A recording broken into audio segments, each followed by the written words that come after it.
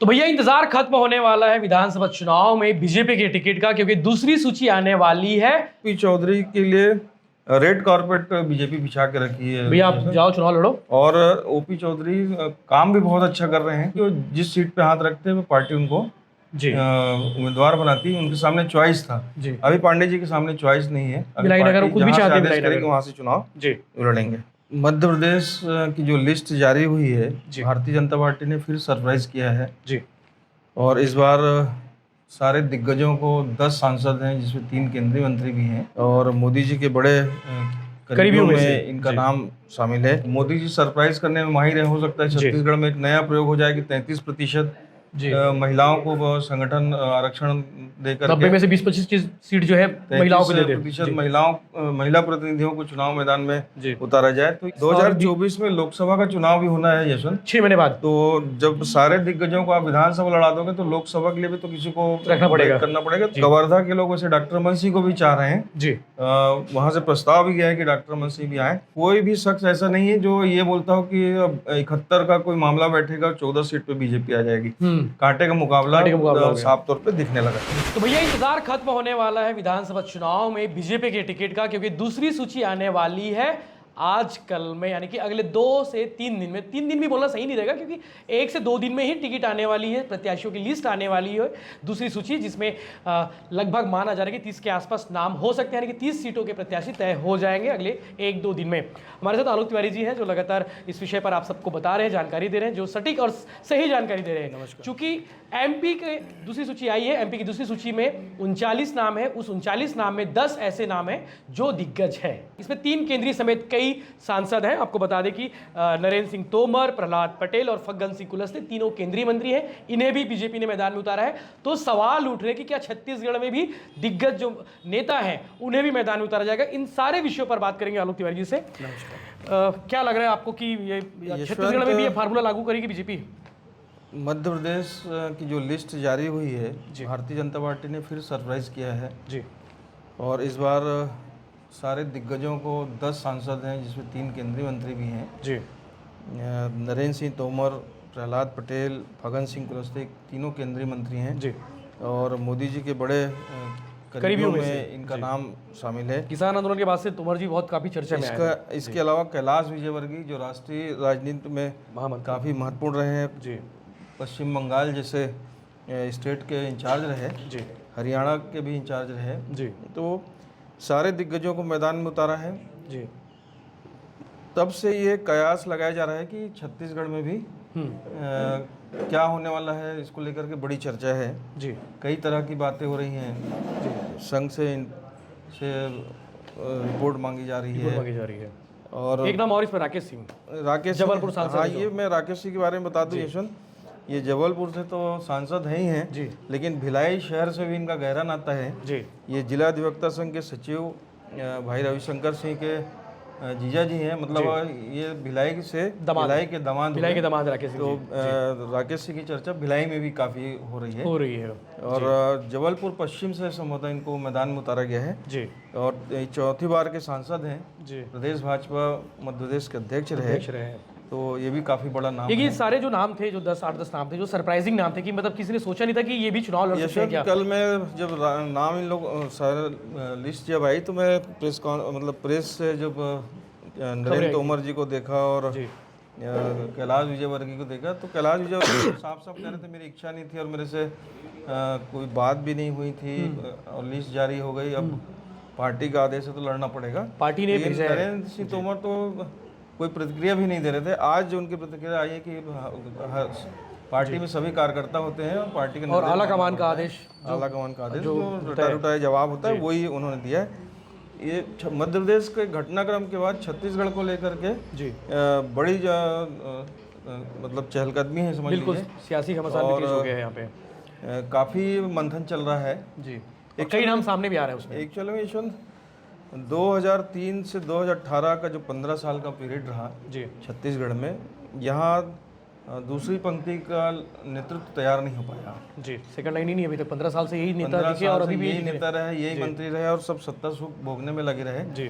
Party की चिंता इन लोगों ने नहीं की, जिसका परिणाम हुआ 2018 में बड़ी बुरी तरह इन लोगों को भारतीय जनता पार्टी को हारना पड़ा था। जी तो दो तरह की बातें सामने आ रही है जी कि संघ की चिंता ये है कि परिणाम चाहे जो हो, जी छत्तीसगढ़ में दूसरी पंक्ति का नेतृत्व तैयार होना चाहिए, सेकंड लीडरशिप होनी चाहिए। तो सारे नए चेहरे को मैदान में उतारा जाए, ये संघ का अभिमत है, संघ की प्रायोरिटी, संघ का उद्देश्य। हाँ, संघ की मंशा है जी।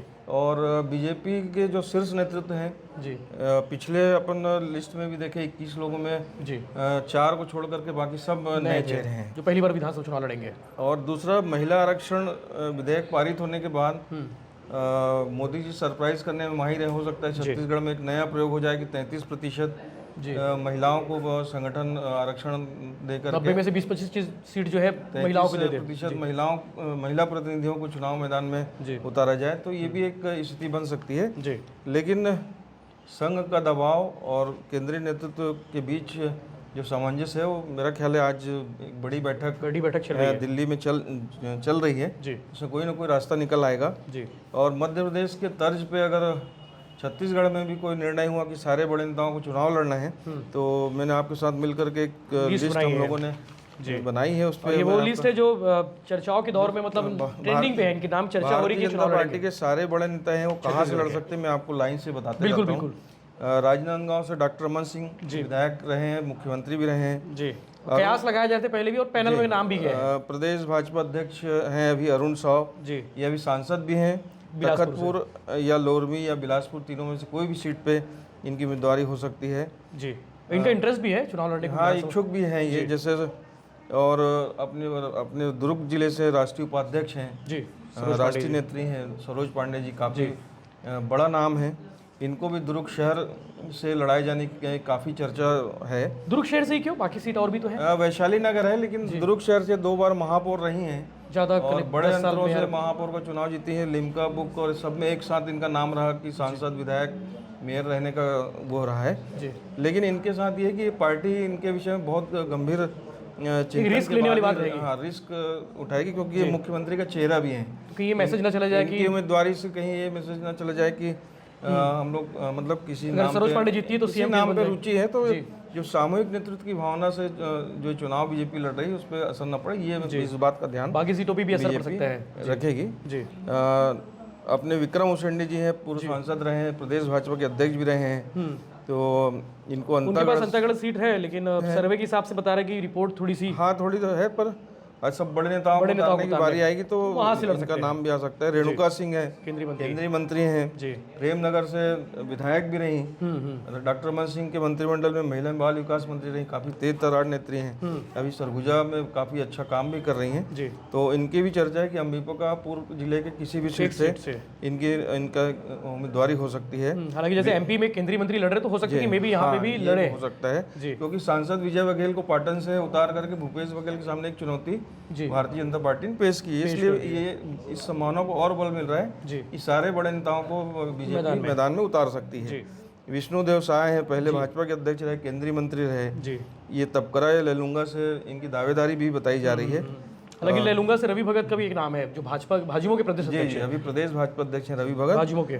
और दूसरा रायपुर से जो सांसद हैं सुनील सोनी, उनके नाम की भी चर्चा है। अब चर्चा शुरू हो गई है कि एमपी के बाद से जी। दूसरी चर्चा ये भी है कि बृजमोहन अग्रवाल जी की दक्षिण की सीट है जी। हो सकता है सुनील सोनी को लड़ा के बृजमोहन अग्रवाल जी को लोकसभा के लिए तैयार किया जाए। ये फार्मूला भी बन रहा है, फार्मूला तो तैयार है। सुनील सोनी जी विधायक 2024 में लोकसभा का चुनाव भी होना है यशवंत, 6 महीने बाद। तो जब सारे दिग्गजों को आप विधानसभा लड़ा दोगे तो लोकसभा के लिए भी तो किसी को रखना पड़ेगा। तो ये भी एक संभावना। बृजमोहन पहली बार अगर सांसद बनेंगे, अगर लड़े, काफी लोकप्रिय हैं, अजय हैं और इनका कोई तोड़ भी नहीं है रायपुर दक्षिण में जी। लेकिन ऐसी चर्चा पिछले 2-3 ऐसा भी समीकरण बना रहे हैं, बन सकता है पंडित बिल्कुल। और गोमती शाह है, आदिवासी चेहरा है, रायगढ़ से सांसद है। रायगढ़ जिले से किसी भी सीट से इनकी उम्मीदवारी हो सकती है जी। संतोष पांडे राजनांदगांव से सांसद हैं जी। और वीरेंद्र नगर जब विधानसभा हुआ करती थी तो मोहम्मद अकबर के खिलाफ ये चुनाव भी लड़े थे, लेकिन उस समय उन्हें पराजय मिली थी। लेकिन अभी कवर्धा से इनका नाम चल रहा है। कवर्धा से इसलिए चल रहा है कि पिछले दिनों जो घटना कवर्धा में हुई थी, एक सांप्रदायिक हिंसा जैसी स्थिति बन गई थी, जी। तो हिंदुत्व का एक बड़े चेहरे के तौर पर संतोष पांडे का वहाँ, जी, विजय शर्मा के बाद अगर कोई नाम, विजय शर्मा के बाद अगर कोई नाम हुआ है तो संतोष पांडे जो काफी वहाँ पे लड़ते दिखे वहाँ पे। कवर्धा के लोग वैसे डॉक्टर रमन सिंह को भी चाह रहे हैं जी। वहाँ से प्रस्ताव भी गया है कि डॉक्टर रमन सिंह भी आए। अच्छा। तो मुझे लगता है कि संतोष पांडे की गुंजाइश ज़्यादा दिख रही वहाँ पे है। अगर कोई बड़े को लड़ाना है, सांसद को लड़ाना है, तो कवर्धा एक सीट उनके लिए हो सकती है। ओपी चौधरी साहब बचे हैं, पूर्व ओपी चौधरी आईएएस रहे, पिछले बार खरसिया से लड़े थे, लेकिन बहुत मेहनत करने के बाद भी उनको सफलता नहीं मिल पाई थी, क्योंकि कांग्रेस की परंपरागत सीट रही। नंद कुमार पटेल जी का वहाँ स्थापित नाम है, झीरम में शहीद हुए थे नंद कुमार पटेल जी। इन सब कारणों से ओपी चौधरी को सफलता नहीं मिली। बड़े गड्ढे को उन्होंने पाटा था, बड़े गड्ढे को पाटा था। ओपी चौधरी के लिए रेड कारपेट बीजेपी बिछा के रखी है, भैया आप जाओ चुनाव लड़ो। और ओपी चौधरी काम भी बहुत अच्छा कर रहे हैं, पार्टी संगठन में लगातार काम कर रहे हैं, की पर्सन है। अगर अरुण साहू जी के बाद अगर कोई प्रदेश में भी ओपी चौधरी को एक यूथ आइकॉन के तौर पे देखा जाता है, डिमांडिंग चेहरा है, वो बहुत बड़ा नाम है और अमित शाह के बेहद क्लोज भी है, ऐसा बताया जाता है। तो ओपी चौधरी के लिए रायगढ़ या चंद्रपुर में से कोई 2 सीट में से एक आध सीट बीजेपी सरप्राइज करती है, तो अक्सर ये देखा जाता है कि एक बार के जो विधायक है उनको भी सीएम बना सकती है। तो कुछ भी उनमें दौड़ में तो है ही, बीजेपी सरप्राइज करने में माहिर है। वैसे भी केदार कश्यप है, बलीराम कश्यप जी के बेटे हैं जी, पिछली सरकार में मंत्री भी रहे रमन सिंह के कार्यकाल में। इनकी जो पुरानी सीट रही है, और नारायणपुर में इनसे बड़ा दूसरा नाम बीजेपी के पास अभी फिलहाल नहीं है। छत्तीसगढ़ विधानसभा के पूर्व अध्यक्ष रहे हैं प्रेम प्रकाश पांडे जी, भिलाई नगर से उनके नाम की लगभग संभावना है ना। पुन्नूलाल मोहले हैं। अच्छा, एक पार्टी एक और चीज, एक और पांडे जी को लेकर एक और समीकरण बिठा रही है कि वैशाली नगर शिफ्ट कर दो, तो वैशाली नगर ये फार्मूला भी नहीं हो, क्या लगता है? 2008 में जब परिसीमन हुआ था जी, तो वैशाली नगर का एक बड़ा हिस्सा भिलाई विधानसभा में जी आता था जी। प्रेम प्रकाश जी जाना पहचाना नाम है, और इनका व्यापक प्रभाव वैशाली नगर और भिलाई विधानसभा और दुर्ग ग्रामीण का जो आपके रिशाली वाला क्षेत्र है, और जो नगरीय निकाय क्षेत्र है, वो भिलाई विधानसभा का हिस्सा रहा है जी। तो पांडे जी के लिए सभी तरह विकल्प खुला है, लेकिन पांडे जी उनकी पार्टी और उनके दिल की जो बात है, पांडे जी के सामने भिलाई ज़्यादा बेटर है जी। इसलिए हो सकता है कि भिलाई में उनके नाम पर सहमति। और हम जब उनसे बात करते हैं, जब एज ए ऑफिशियल बात करें, उसमें क्योंकि 2008 में उनकी स्थिति ये थी कि वो जिस सीट पे हाथ रखते वो पार्टी उनको जी उम्मीदवार बनाती, उनके सामने चॉइस था जी। अभी पांडे जी के सामने चॉइस नहीं है, नगर खुद भी चाहते हैं वहाँ से चुनाव जी लड़ेंगे जी। पुनल मोहली जी हैं, धर्मलाल कौशिक हैं जी, नारायण चंदेल हैं, अमर अग्रवाल, अजय चंद्राकर, ये सारे लोग बड़े नेता आपको चुनाव लड़ते देखेंगे अगर मध्य प्रदेश का फार्मूला यहाँ अपनाया गया तो। अन्यथा नए उम्मीदवार भी आपको मैदान में देख सकते हैं। दो ही स्थिति बीजेपी देख रही है, या नए एकदम फ्रेश उतारें या नए पुराने मिलाकर उतारें, इसी पे निर्णय होना है। और मेरा ख्याल है कि लेकिन नए चेहरे वाला जो दाव है वो 2013 में बीजेपी ने लागू किया था, तो बीजेपी वहाँ पे सक्सेस दिखी थी, और 2018 में कांग्रेस बड़े नेता 2013 में हार गए थे, भूपेश बघेल, रवींद्र चौबे में, मतलब सारे बड़े नेता जी। और उसी चीज को कांग्रेस ने 2018 में लागू किया, सब सारे लोग हार गए थे जी। तो नए चेहरे वाला दाव ज्यादा सक्सेसफुल है, नए चेहरे पे दाव भी लगाया जा सकता है जी। और जो प्रदेश की जो है चुन्नीलाल साहू जी, गुहाराम अजगले और मोहन मंडावी, इनके नाम की चर्चा मतलब क्या चुनाव लड़ेंगे? तीनों नामों की चर्चा इसलिए नहीं है यशवंत की लोग की स्थिति। मोहन मंडावी पिछले समय कांकेर लोकसभा बड़ी मुश्किल से जी बहुत कम मार्जिन से जीते थे, और चुन्नीलाल साहू की स्थिति है कि खल्लारी उनकी विधानसभा है, वहाँ से लोकसभा हार गए थे जी। बाकी सांसद है लेकिन उस विधानसभा में हार गए। और ये जो है अपने गुहाराम अजगले यहाँ कृष्ण मूर्ति बांधी समाज पहले से नेता है, तो इन तीनों की स्थिति अभी नहीं हो पाएगी, विधानसभा चुनाव के लिए तैयारी नहीं है जी जी जी। तो ये कुल मिला के ये स्थिति है। बाकी कांग्रेस की सीट, भारतीय जनता पार्टी नए पे ज्यादा फोकस करेगी ऐसा मेरे को जी। अगर एमपी वाला फार्मूला लागू होगा तो ये सारे लोग चुनाव लड़ते, सारे दिग्गज आपको चुनाव लड़ते दिखेंगे जी। सीएम फेस को लेकर अभी कोई इनका भारतीय जनता अभी एमपी में शिवराज सिंह चौहान की टिकट खुद की सीट डिक्लेयर नहीं हुई है, कहीं मैसेज तो नहीं दे रही पार्टी कुछ और? नहीं, बीजेपी ने मध्य प्रदेश में भी संदेश दिया है कि सामूहिक नेतृत्व से ही चुनाव लड़ा जा रहा है, और छत्तीसगढ़ में उनके तमाम बड़े नेता जी मतलब पुरेंदेश्वरी जी जब प्रभारी थी तो भी उन्होंने कहा था कि सामूहिक नेतृत्व से हम चुनाव लड़ेंगे। सीएम चेहरा कोई नहीं हमारा, एक ही चेहरा कमल का निशान हमारा है, नरेंद्र मोदी का चेहरा हमारा है जी। तो सामूहिक नेतृत्व का मैसेज पार्टी लगातार जी। दे रही है। आप ध्यान दीजिएगा कि 2022 जब स्टार्ट हुआ था जी। तो बीजेपी अचानक ऐसा लगता था कि ये बीजेपी की बिल्कुल कहीं दौड़ में नहीं है जी।